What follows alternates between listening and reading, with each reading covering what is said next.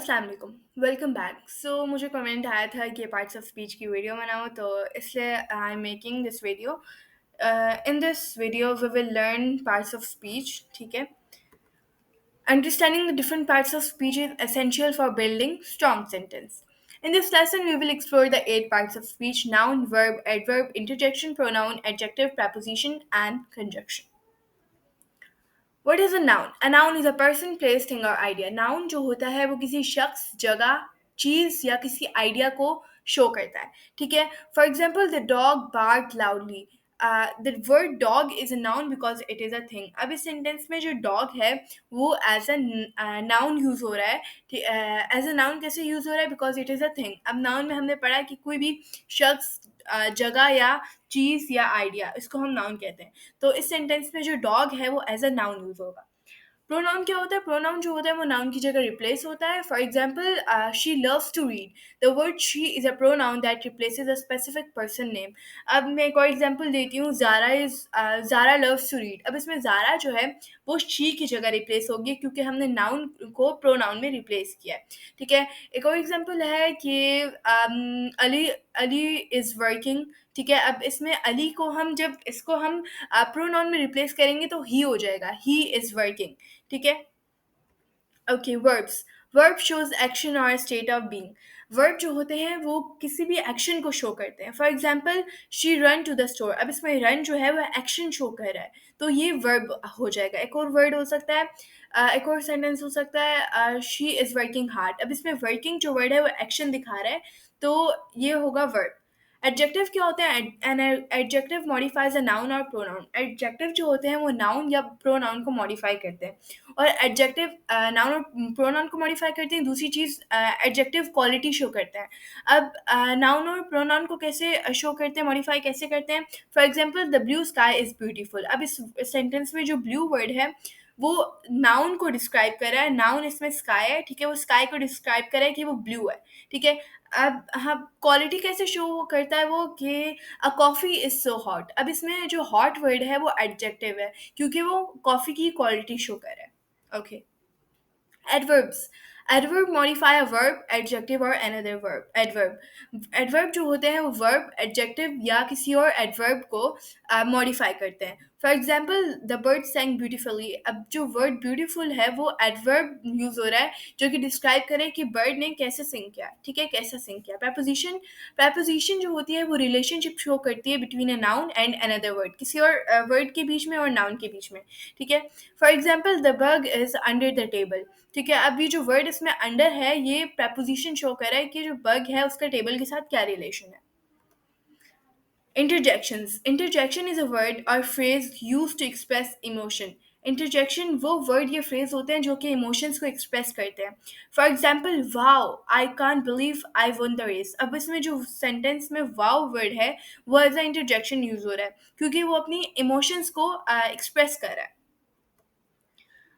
Conjunctions. Conjunctions connect words, phrase और clause. Conjunctions जो होते हैं वो वर्ड्स, फ्रेज या क्लॉज को कनेक्ट करते हैं आपस में।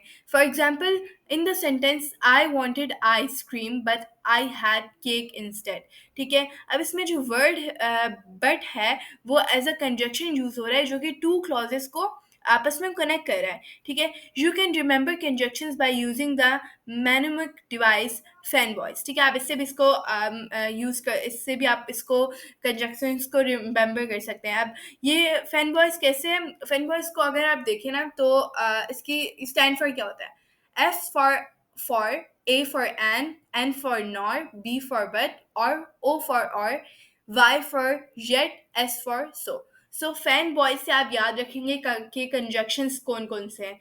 F for, A N nor, B but, or, Y yet, S so, ठीक है। So let's move to the next. Okay, अब हमने सारा पढ़ लिया पार्ट्स ऑफ स्पीच क्या होते हैं। सो इसकी समरी एक दफ़ा देख लेते हैं, ठीक है, ताकि आप एक दफ़ा इसे मेमोराइज कर लें, ठीक है। नाउन्स क्या होते हैं? Any kind of noun is a person, place और थिंग और आइडिया, ठीक है। प्रोनाउन क्या होते हैं? जो कि नाउन की जगह रिप्लेस होते हैं।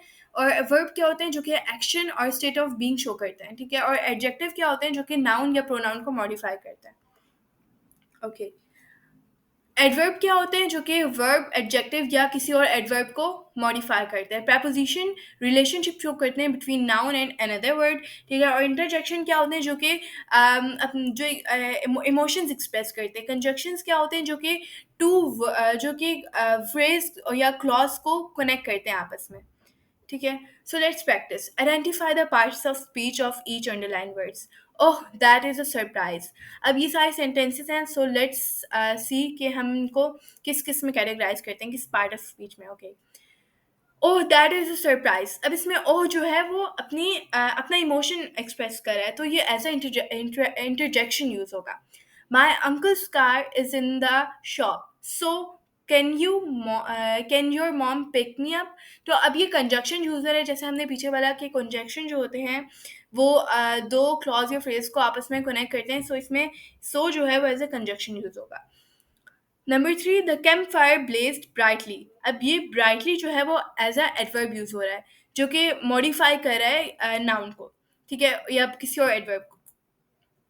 So part four is the Theo left his history book. Theo left his history book on his desk.